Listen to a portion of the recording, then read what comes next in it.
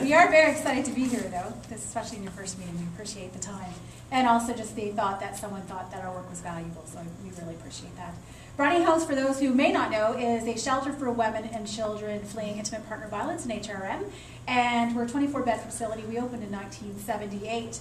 We do lots of programming in the community, but particularly in the shelter, we provide in-house programming, support, advocacy, counseling. We have lots of children who come in, unfortunately, so we do in-house child play therapy programs to ensure that the children who have witnessed and intervened in violence get the help that they need as well. Every year we service 450 women, roughly, women and children, and take over 2,500 distress calls per year. Ages newborn to over 80, from all walks of life, abilities, education, and ethnic background. So we have a huge diverse amount of women who come into the shelter.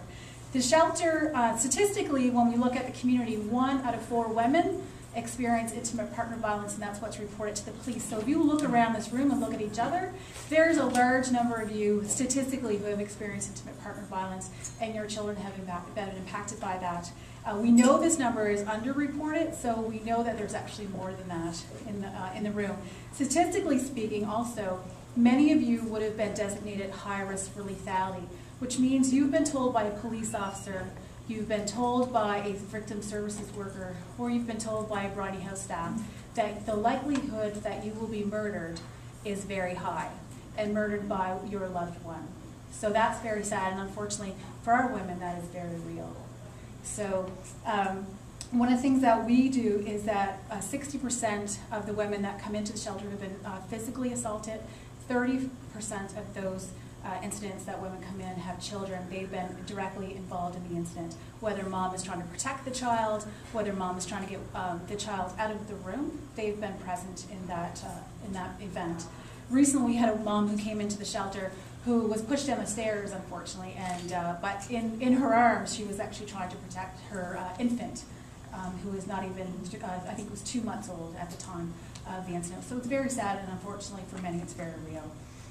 Unfortunately, though, not everyone can come to the shelter. We have 24 beds, and oftentimes we're full or near full to capacity. So there's lots of women still in the community who can't come into the shelter. And so what we do in the community is we have an outreach program, but we have limited funds, so it's a part-time program.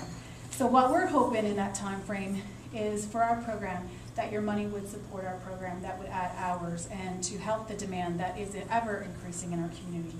So with the funds, we're hoping to develop a satellite office in both Dartmouth and Spryfield that will help us connect to more people in the community and to provide more counseling, support, advocacy, and just information so that they can be empowered when they're in the community, and also make referrals. We need to expand our court program. We have a huge demand for a court program and support. Many women coming into the court program, the men show up with lots of support because they still have family support. The women have been isolated from all of their family support, so they're in court all the time by themselves. So we want to make sure they have the people that they need in the program to support them through that. Also, we want to fund a program that's called Living in Freedom Every Day. This is a new program, and this program helps women understand the patterns of abuse, understand why they're still trapped in their relationships, and remove the shame and the blame that women often feel in the isolation. That's the purpose of the program. And one of the other things that we're really hoping to do with the funds is to increase our ability to support women who need safe and affordable housing in our community. So they've left, they come to the shelter, or they're in their community and they've just been evicted from their home because A, either they have a violent partner, or B, the partner's still in their home and it's no longer safe. So they need to very, very quickly try to find a new place to live.